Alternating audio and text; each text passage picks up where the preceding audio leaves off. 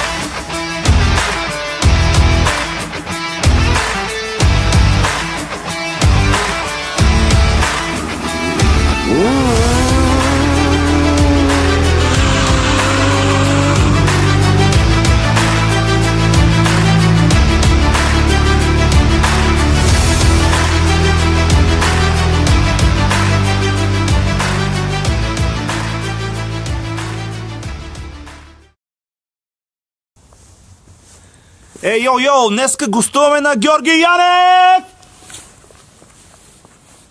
Как е, Жарка? Добре, нас всичко нормално. При тебе? Екстра, аз съм супер. Мотора ми е Honda F4i. Изцяло е пригоден за стънт. Като закупил съм го преди около 4 години. Да?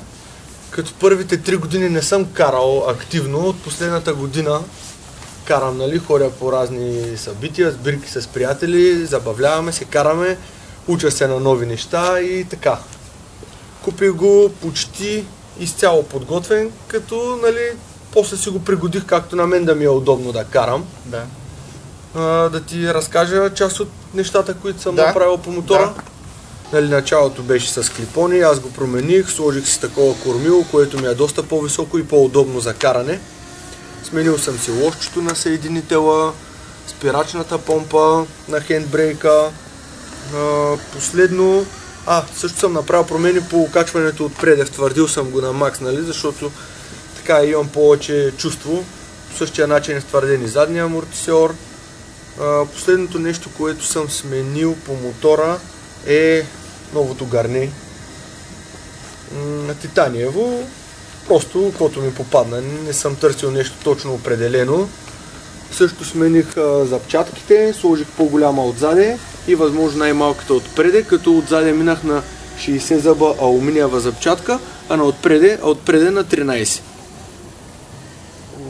Друго, което съм направил, отрязах си седалката, защото почнах да правя по-различни трикове, вече ми е нужно да има къде да си пъхам крака. Какво друго да ви разкажа? За тази звезда, която е за тайминга на свещите. Да. Как я наречем? Magic Star? Да, нея също си я смених. В момента е с 4 градуса напред, с предварение. Да. 4 градуса и мотора стана доста по-агресивен. Винаги с нова гума отзаде слагам каквато ми попадне, защото тя не изкарва някакво много дълго време.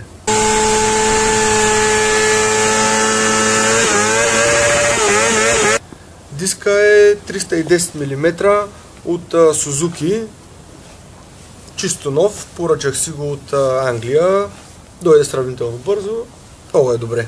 Се зарибих само от видеа, които гледах в YouTube, предимно американски видеа. Да.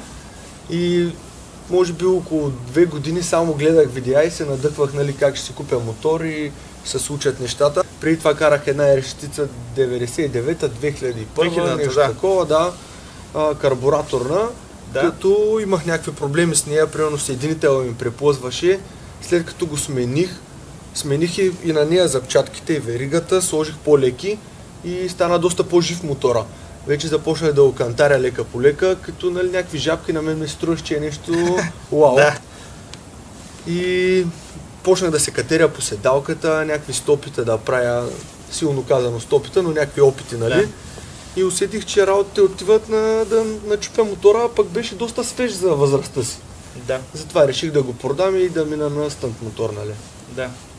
И така се случиха нещата. Този мотор го взех от Пловдив. Супер случайно, във Фейсбука видях момчето, писах му дали има някой познат, който да продава, така той ми каза направо, ако искаш да ти продам моя мотор. Да, супер. Отидах и аз, харесах го мотора и така се случиха нещата. Много ми е помогнал Милен от Казанлък, Да. Емил, който също е от Казанлък, и Диан от Велико Търново. Те са момчета, които най-много ми помагат с съвети с това как да си настроя мотора и как да прогресирам в карането, защото има много тънки моменти, като примерно леко да си вдигнеш оборотите, нали, и нещата се случват по съвсем различен начин. Както леко примерно да напомпиш гумата по-твърда, ако искаш да дрифтиш мотора, или да я спуснеш леко, за да го успокоиш на задна гума, да не ти ходи. Благодаря на тях. Благодаря ви, пичове.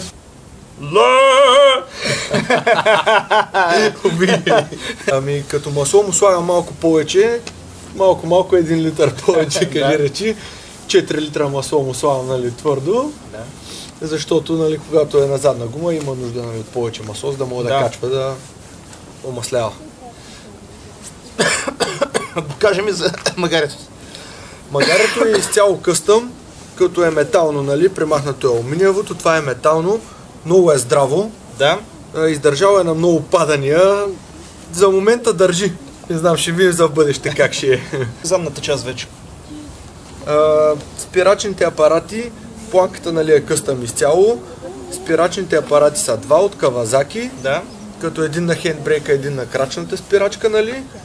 Но обмислям да ги сменя с радиални апарати от Yamaha R6, нали, които масово карат за стънт, защото може би на хендбрейка ми идва слаб този апарат. Помпата е добре, но апарата идва слаб и не ми позволява да държа мотора много зад кантар.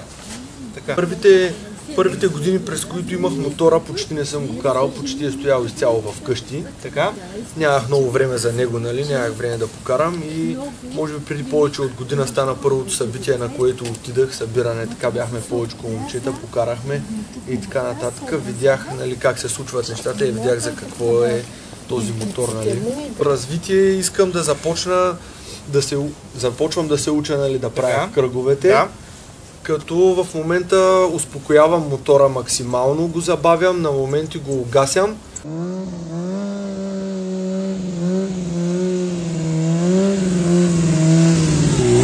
Зад кантар, но както ти казах вече, може би хендбрейка е проблема, не знам, може и в мен да е проблема. Предполагам, ще го свикна, но искам да започна да правя кръговете и това ще ми е целта за новата година. Благодаря ти много, Жалка. И аз ти благодаря.